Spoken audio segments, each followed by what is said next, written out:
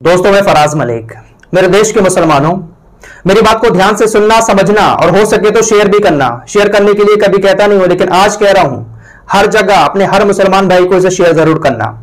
आपकी स्क्रीन पर जी न्यूज का ये थंबनेल है। अभी कुछ देर पहले जी न्यूज पर ये लाइव डिबेट हो रही थी। इसमें लिखा था कल जुमे पर कुछ बड़ा होगा, आगे क्वेश्चन मार्क लगा दिया है। इसके अलावा आज तक पर भी अभी डिबेट हो रही थी, वहां पर चित्रा त्रिपाठी के शो में ऊपर देखिए क्या लिखा है, कल शुक्रवार, खबरदार पुलिस है तैयार, छोड़ दो पत्थर, ऊपर ड्रोन है नीचे बुलडोजर, उपद्रवियों का काम जुमे की नमाज बदनाम। मेरे दोस्तों, इस वक्त हर मीडिया चैनल पर तकरीबन इसी तरीके की बातें दिखाई जा रही हैं। कल जुमा आ रहा है और जुमे को लेकर ऐसा माहौल बना रहे हैं ये मीडिया वाले जैसे जुमे के दिन पता नहीं क्या होता है। यार, हमेशा से जुमा होता चला आया है। अगर किसी जुमे को इस तरीके से हिंसा हो गई तो उसको लेकर क्या जुमे को इस तरीके से टारगेट किया जाएगा? इन लोगों ने जुमे के दिन को इस तरीके से दिखाना शुरू कर दिया जैसे शुक्रवार ना होकर पत्थरवार हो गया हो।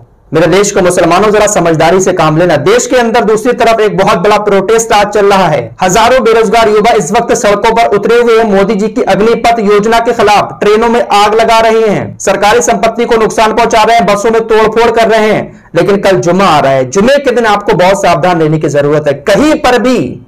कहीं पर भी छोटा सा भी प्रोटेस्ट आपकी तरफ से नहीं होना चाहिए। अगर आप जुमे के दिन निकलकर थोड़ा सा भी कहीं पर भी प्रोटेस्ट करेंगे तो उसकी आड़ में अगर कुछ भी हो गया तो समझ लेना निशाना आप लोग बनोगे। बहुत समझदारी से चलने की जरूरत है।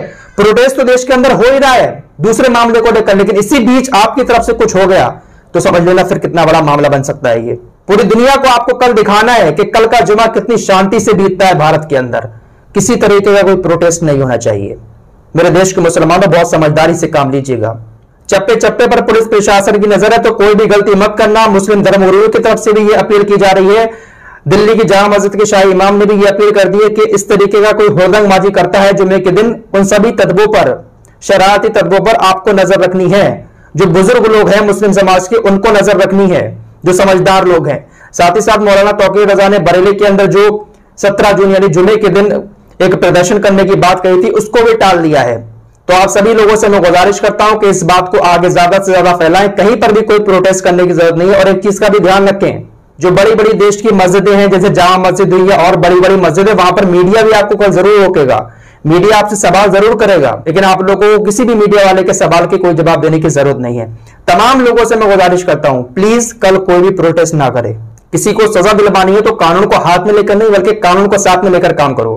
मुसलमानों में भी बड़े बड़े ऊंची हस्तियां हैं, बड़े बड़े वकील हैं।